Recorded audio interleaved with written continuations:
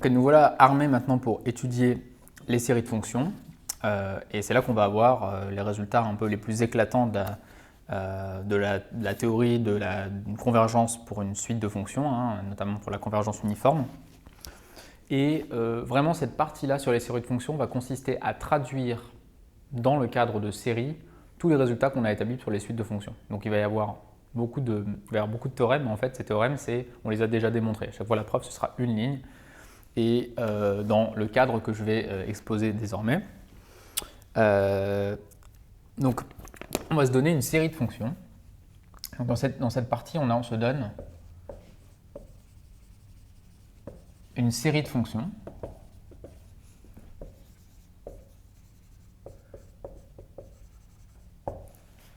c'est-à-dire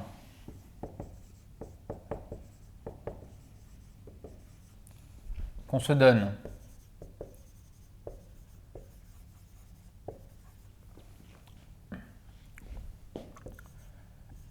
des fonctions indexées par un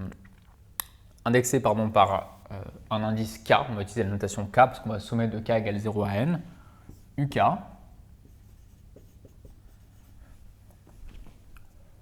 Alors je vais les noter peut-être comme ça.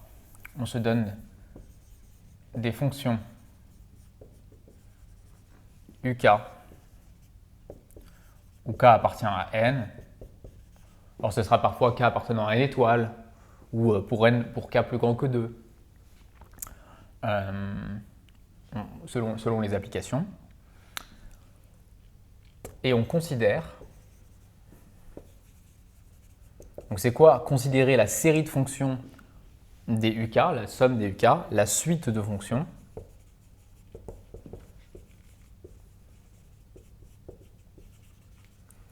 où on somme les n premiers des uk. Somme de k égale 0 à n des uk. Ok, donc, comme pour les séries, finalement, étudier une série, c'est rien d'autre que d'étudier une certaine suite formée en sommant n termes d'une suite UK. Ok, donc j'insiste ici sur le fait que les UK sont bien des fonctions. Hein.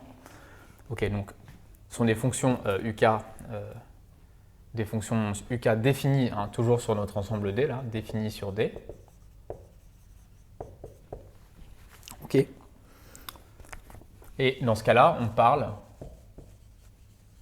hein, de la même manière qu'on parlait de la suite de fonctions Fn, on parle de la série de fonctions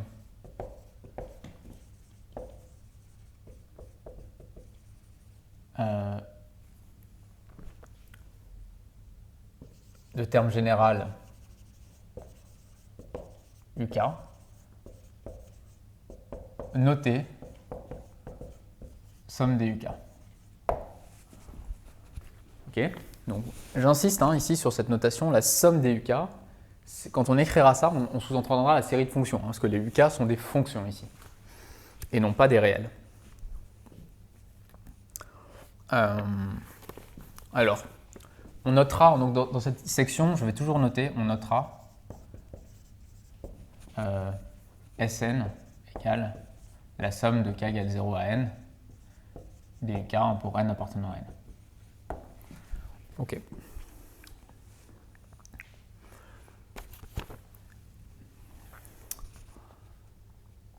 Et alors, allons-y pour la première définition, mais ce n'est pas vraiment une définition. Hein, c'est une définition au sens où on va transporter toutes les notations qu'on s'est données sur les suites de fonctions aux séries de fonctions.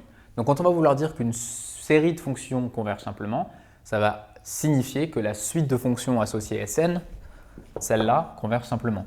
Okay, on dit que la série des UK converge simplement, que je vais noter aussi CVS dans le cours, si la suite de fonctions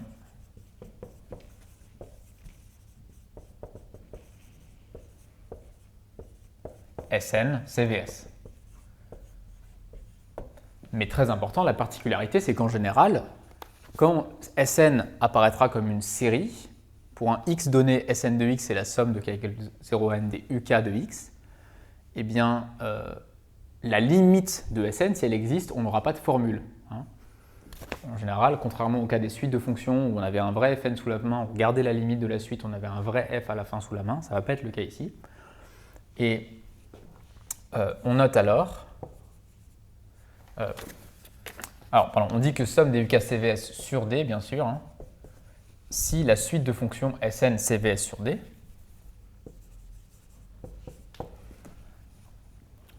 et donc ça signifie quoi hein ça signifie que dans ce cas,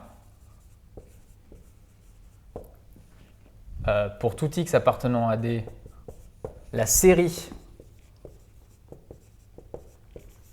somme des UK de x converge.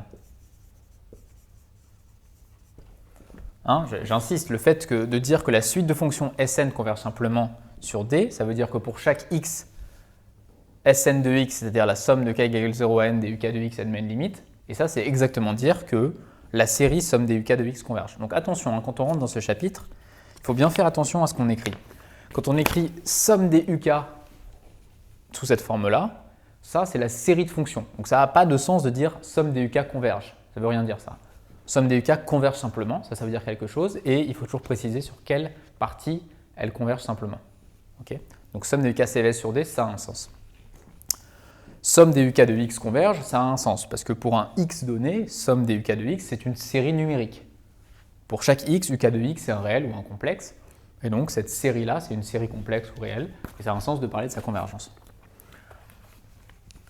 Et on va juste finir par une notation, à la suite de cette définition.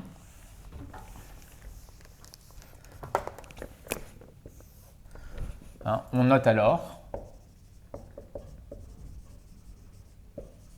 somme pour k allant de 0 à plus l'infini des UK, la fonction limite.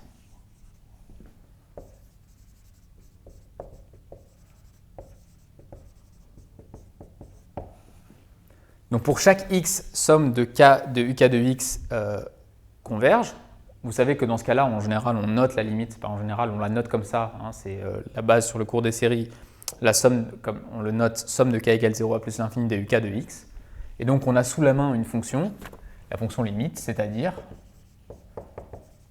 la fonction qui a x associe somme pour k allant de 0 à plus l'infini des UK de x. Et j'insiste encore sur l'abstraction de la chose. Hein. En général, on va démontrer que cette série converge, on notera ainsi sa limite, c'est une limite qui dépend de x, et ça nous donne une nouvelle fonction. Mais vous voyez que c'est une définition extrêmement abstraite de cette fonction. C'est défini comme la limite d'une certaine série, donc on ne sait pas exactement ce que c'est. Ok. Alors, ce qui tombe bien, c'est que comme la remarque que je faisais sur la convergence simple de suite de fonctions, étudier la convergence simple d'une suite de fonctions, c'est juste étudier des limites de suite, parce que pour chaque x, fn de x est une suite numérique. Là, je le redis, pour chaque x, somme des UK de x est une série numérique. Donc pour étudier la convergence simple de séries, eh bien, on en est ramené à toutes les techniques qu'on a sur les séries numériques. Hein, donc étudier, je l'écris à nouveau, étudier la CVS d'une série de fonctions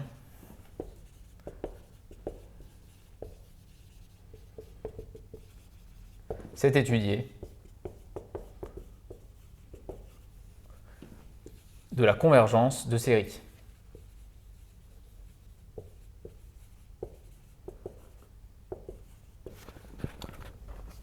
On va faire un exemple, enfin même deux exemples.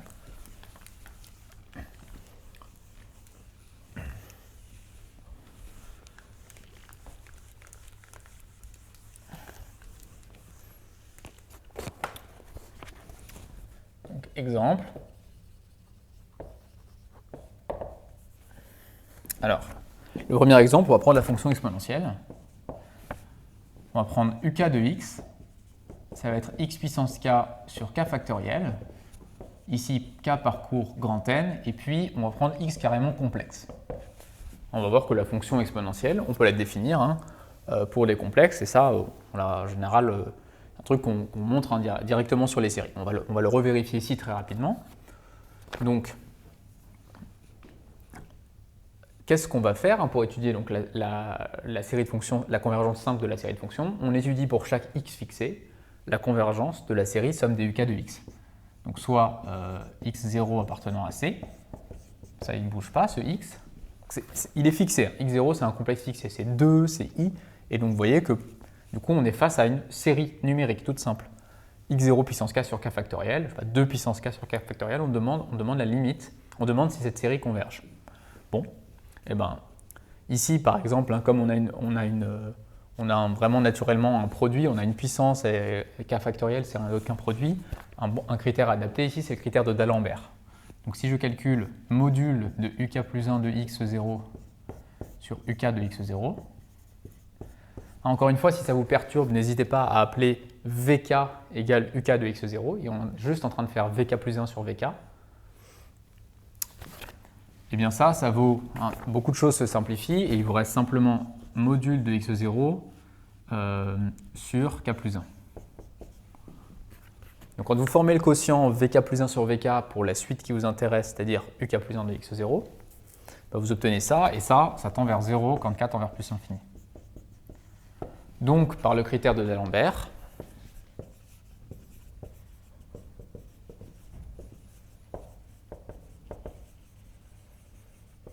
j'en déduis que la somme des uk de x0 converge. Attention ici, la somme des uk de x0, il s'agit bien d'une série numérique. Donc, la somme des uk de x0 converge, et ça c'est vrai pour n'importe quel x0. Donc, et ce, pour tout x0 appartenant à D.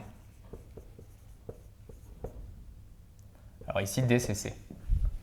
Okay, donc pour tout x0 complexe, cette série converge, et donc ça, par définition, ça veut dire que la série de fonctions des uk converge simplement sur C. Donc somme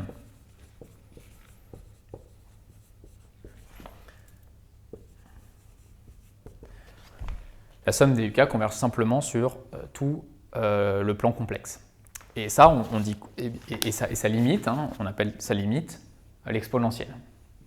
Donc vous voyez, encore une fois, j'insiste beaucoup là-dessus, l'exponentielle c'est défini de manière très abstraite, et donc c'est pas du tout évident que l'exponentielle, par exemple si on prend que x réel, est dérivable, que cette dérivée c'est elle-même, que exponentielle de x plus y c'est exponentielle de x fois exponentielle de y, ce genre de choses.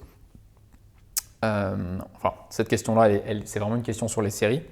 Mais en tout cas, pour les propriétés de régularité de la fonction, ou par exemple de l'étude des limites de la fonction, c'est pas du tout évident, a priori, comment, à partir de cette définition, qui est la définition de l'exponentielle, on en arrive à ces propriétés les plus élémentaires. Peut-être l'écrire.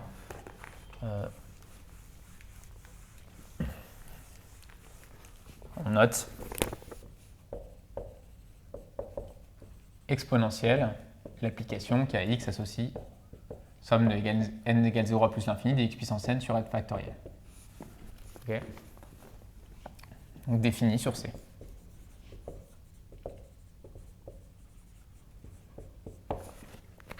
Ok, on va faire un deuxième exemple.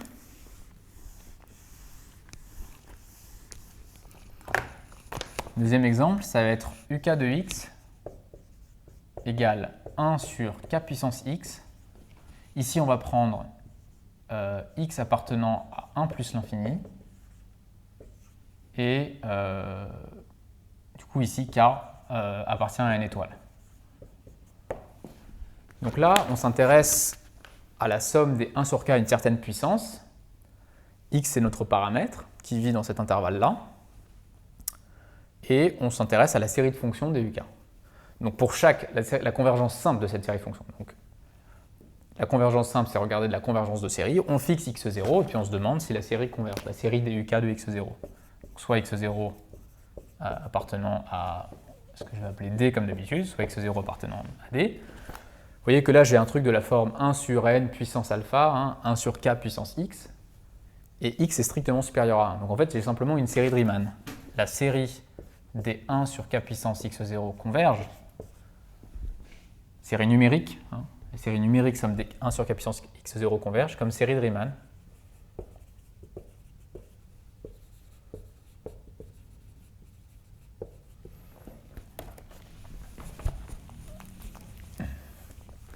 Et donc, ça c'est bien sûr car x0 est strictement supérieur à 1. Et donc, avoir dit ça, dire que cette série converge pour tout x0 strictement supérieur à 1, c'est dire que donc, la série des UK, CVS, sur 1 plus l'infini. Et ça, c'est ce qu'on appelle la fonction zeta de Riemann, dont j'ai parlé en introduction de ce cours. On note, en général, zeta, l'application qui a x associe la somme de k égale 1 à plus l'infini des 1 sur k puissance x. Et c'est la fameuse fonction zeta de Riemann dont les propriétés sont fortement reliées à la répartition du nombre premier. Voilà, donc simplement avec de la convergence simple, parce que c'est juste finalement de la convergence de série, on peut définir plein de fonctions. Et désormais, l'objectif, ça va être de se demander si ces fonctions sont continues, sont dérivables, sont C infinies, si on peut regarder leurs limites quand x tend vers quelque chose. Et bien sûr, pour ça, il va falloir regarder la convergence uniforme. Le chapitre sur les suites de fonctions nous l'a montré. La convergence simple ne permet pas de conclure à quoi que ce soit.